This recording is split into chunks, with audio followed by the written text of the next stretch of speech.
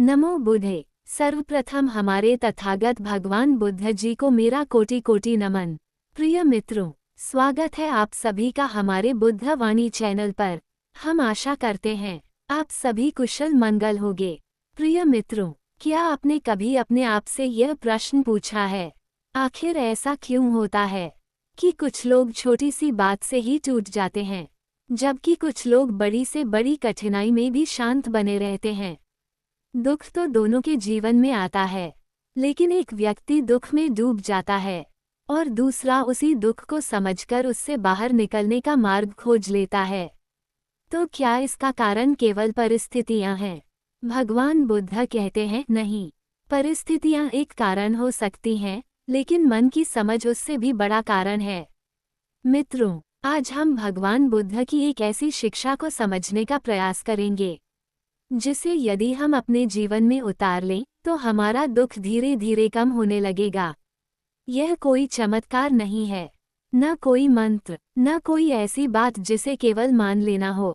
ये जीवन को देखने का एक नया दृष्टिकोण है और यही भगवान बुद्ध का धम्म है। मित्रों, हम सभी सुख चाहते हैं, कोई भी व्यक्ति दुख नहीं चाहता। हम चाहते हैं कि हमारे अपने हमेशा हमारे साथ रहें, हमारी नौकरी सुरक्षित रहे, हमारा सम्मान बना रहे, हमारा शरीर स्वस्थ रहे और जो सुख आज हमें मिला है वह कभी समाप्त न हो। क्या ऐसा संभव है? जरा अपने जीवन की ओर देखिए। क्या आपका बचपन आज भी वैसा ही है? क्या आपके विचार वही हैं जो 10 वर्ष पहले थे? क्या हर रिश्ता वैसा ही रहा जैसा शुरुआत में था? क्या शरीर हर दिन एक जैसा रहता है? उत्तर है नहीं। जीवन हर पल बदल रहा है। यही संसार का स्वभाव है। भगवान बुद्ध ने इसी सत्य को अनित्य कहा, अर्थात जो उत्पन्न हुआ है वह बदलेगा भी और एक दिन समाप्त भी होगा। ये सुनने में बहुत साधारण बात लग सकती है, लेकिन यदि इस एक सत्य को वास्तव में समझ लिया जाए तो मन का बहुत बड़ा बोझ हल्का होने लगता है। मित्रों, समस्या परिवर्तन नहीं है, समस्या यह है कि हमारा मन परिवर्तन को स्वीकार नहीं करना चाहता। मन चाहता है सब कुछ हमेशा वैसा ही रहे जैसा उसे अच्छा लगता है। यहीं से संघर्ष शुरू होता है और यही संघर्ष धीरे धीरे दुख का रूप ले लेता है। मान लीजिए आपने किसी व्यक्ति से बहुत प्रेम किया, आपने उसके लिए बहुत कुछ किया, लेकिन समय के साथ उसका व्यवहार बदल गया। अब सोचिए, दुख केवल उसके बदल जाने से हुआ या इसलिए हुआ क्योंकि मन कह रहा था ऐसा नहीं होना चाहिए था? यदि मन उस परिवर्तन को स्वीकार ही नहीं करेगा तो दुख और गहरा होता जाएगा। इसी प्रकार किसी की नौकरी चली जाती है, किसी का व्यापार ठप हो जाता है, किसी को सम्मान नहीं मिलता, किसी का प्रिय व्यक्ति उससे दूर चला जाता है। इन घटनाओं से दुख होना स्वाभाविक है। भगवान बुद्ध भी यह नहीं कहते कि मनुष्य पत्थर बन जाए और उसे कुछ महसूस ही न हो, लेकिन वे यह अवश्य सिखाते हैं कि दुख में डूबे रहना और दुख को समझना दोनों अलग बातें हैं। जो व्यक्ति केवल रोता रहता है वह कारण नहीं देख पाता, लेकिन जो व्यक्ति जागरूक होकर अपने मन को देखता है वह धीरे धीरे समझने लगता है कि दुख बाहर से कम और भीतर की पकड़ से अधिक बढ़ता है। मित्रों, भगवान बुद्ध ने अपने जीवन में कभी यह नहीं कहा कि संसार को छोड़कर ही शांति मिलेगी। उन्होंने ये भी नहीं कहा कि किसी से प्रेम मत करो। उन्होंने यह नहीं कहा कि परिवार मत बनाओ। उन्होंने केवल इतना कहा, जीवन को उसके वास्तविक स्वरूप में देखो।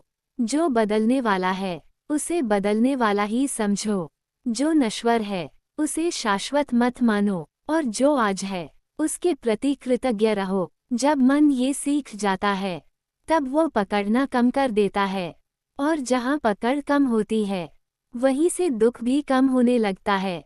लेकिन मित्रों, ये बात सुनने में जितनी सरल लगती है उतनी सरल जीवन में उतारना नहीं है।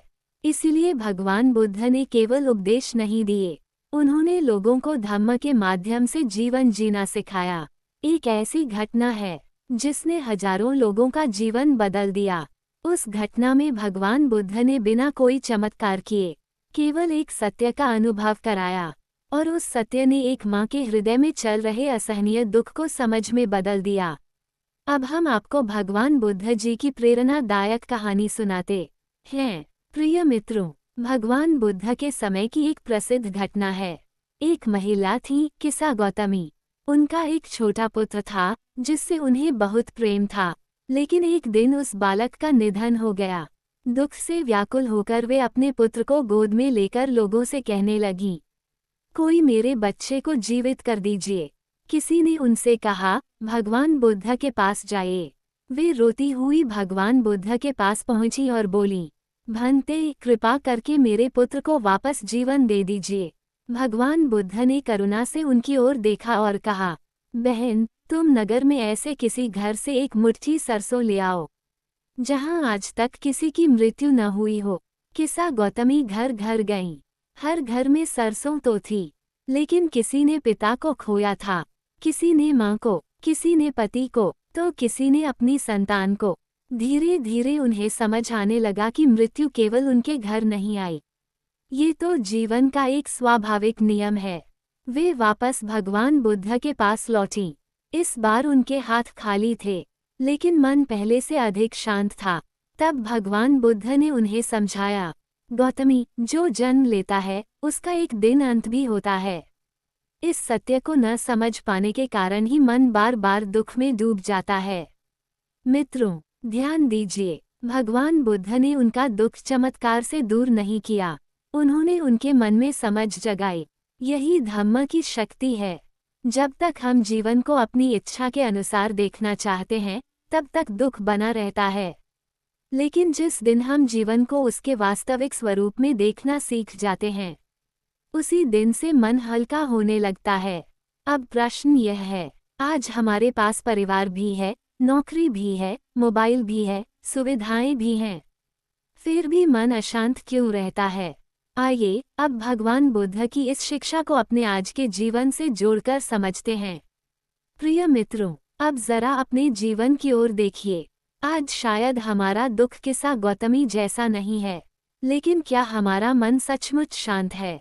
कभी हम सम्मान न मिलने से दुखी हो जाते हैं, कभी किसी के शब्द हमें भीतर तक चोट पहुंचा देते हैं, कभी मोबाइल पर दूसरों की सफलता देखकर अपने जीवन से असंतोष होने लगता है, कभी हम भविष्य की चिंता में जीते हैं, तो कभी बीते हुए कल को याद करके परेशान होते रहते हैं। भगवान बुद्ध कहते हैं, मन ही सुख का कारण है और मन ही दुख का कारण। यदि मन को समझ लिया तो जीवन बदलने लगता है। अब प्रश्न है, हम अपने जीवन में क्या करें? पहला अभ्यास, रुककर अपने मन को देखिए। जब भी दुख आए, तुरंत प्रतिक्रिया मत दीजिए। अपने आप से पूछिए, इस समय मेरे भीतर क्या चल रहा है? क्या मैं क्रोधित हूँ? क्या मैं किसी बात को पकड़कर बैठा हूँ? क्या मेरी कोई अपेक्षा टूट गई है? केवल ये प्रश्न पूछना ही जागरूकता की शुरुआत है। दूसरा अभ्यास, परिवर्तन को याद रखिए। जब कोई कठिन समय आए, अपने मन से कहिए, ये भी हमेशा नहीं रहेगा।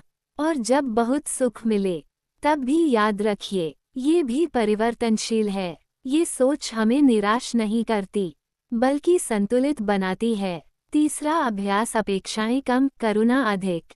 हम अक्सर चाहते हैं कि लोग हमारे अनुसार व्यवहार करें, लेकिन हर व्यक्ति अपने अनुभवों और अपनी समझ के अनुसार जी रहा है।